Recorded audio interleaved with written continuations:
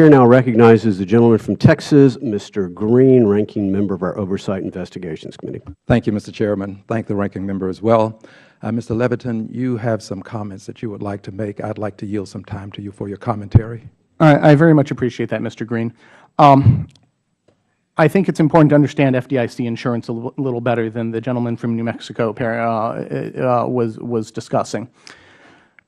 There are, I think, around 3 financial institutions in the United States, 3 depositories that do not have FDIC insurance.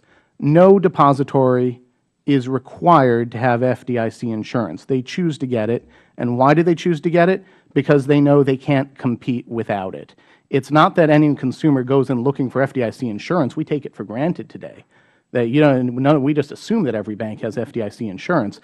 But there are all kinds of regulations that support the existence of our financial services industry in its current state. And I think that you deeply misunderstand what I was saying in my testimony, and I hope that misunderstanding is being corrected. Beyond that, I think it's just offensive to throw at me characterizations about being an elitist or something when you know absolutely nothing about where I'm from or my background. And I'd appreciate it if I would be treated with courtesy when I testify here. Thank you. Thank you, sir.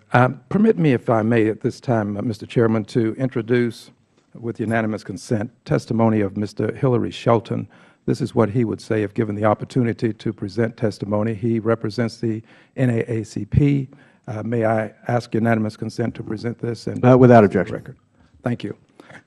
Now, let's talk for just a moment about what we do and what we say. We talk about small banks, community banks, but we legislate large. When we try as best as we can to legislate for the small, the terminology becomes large. Example, we've actually had testimony indicating that a community bank is a $50 billion bank. If we legislate for a community bank and the legislation covers $50 billion banks, have we done what we sought to do? Many of the community banks that I have worked with, that I talked to, have indicated that they'd like to get some help, and I'd like to help them.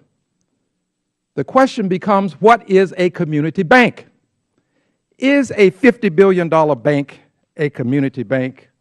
I'm going to ask my friend from Texas, Mr. Williams.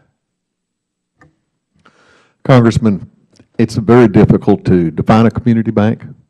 I will withdraw my question. Okay. Let me go on. We want to help the small banks.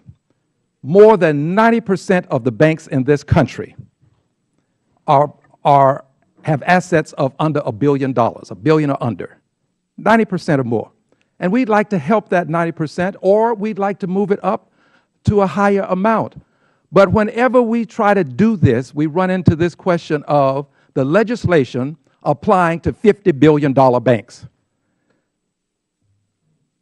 Very difficult to perceive of legislating to cover $50 billion banks under the guise of helping small banks. That's a difficult lift. So I'd like to help the small banks, but whenever we get to a definition, we can't seem to find one. So let me ask you, Mr. Fenderson, is a $50 billion bank a community bank? A $50 billion bank that has the sensitivity of its community. Has the sensitivity of its community. So if we pass legislation to help small banks under the guise of helping community banks, and we help the $50 billion banks, you've just heard the testimony about mega versus small banks.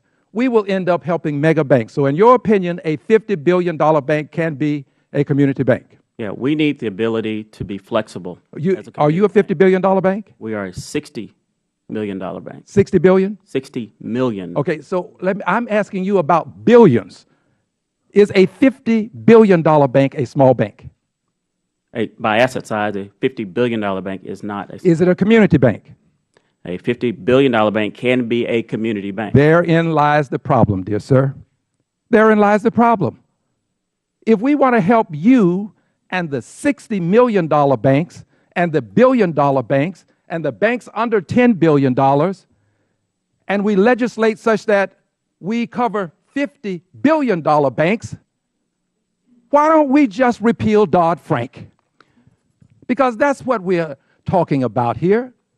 We would end up eliminating the protections that Dodd-Frank accords consumers from the mega banks.